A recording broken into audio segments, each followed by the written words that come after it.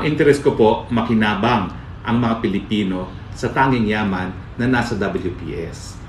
Lilinawin ko po na sang-ayon po sa UN Convention on the Law of the Sea, ang WPS po ay kabahagi ng ating Exclusive Economic Zone, at dahil yan po ay kabahagi ng ating Exclusive Economic Zone, tayo lang po ang pwedeng mangalap at makinabang sa tanging yaman dyan.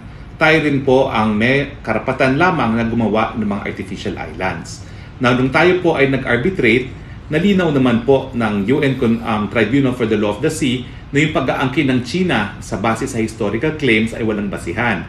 Kasi nung nagkaroon na po tayo ng UN Convention on the Law of the Sea, lahat ng karagatan ay dapat internal waters, territorial sea at exclusive economic zone lamang. So walang maritime territory because of historic claims. So yan po, nakatulong po yan para mapaliit yung issue ng pinag-aawayan. Pero ang importante po ngayon, maski wala po tayong soberenya at teritoryo sa tinatawag na exclusive economic zone at tanging sovereign rights lamang, economic rights na mangalap at makinabang sa tanging yaman, dapat makinabang na ang Pilipinas.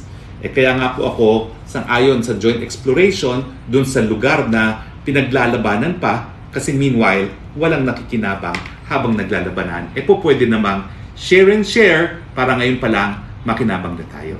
A few moments later.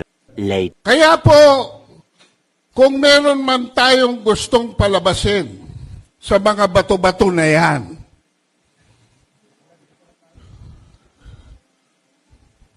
sapagkat ang China ang may posisyon ng mga isla na yan, kung ayaw nating tanggapin na sila ay may titulo dyan,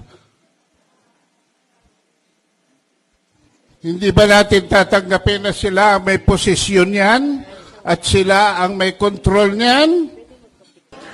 At buhay man sa iyo'y ibibigay, tungkulin kong gagampanan na lagi kang paglingkod. Gago!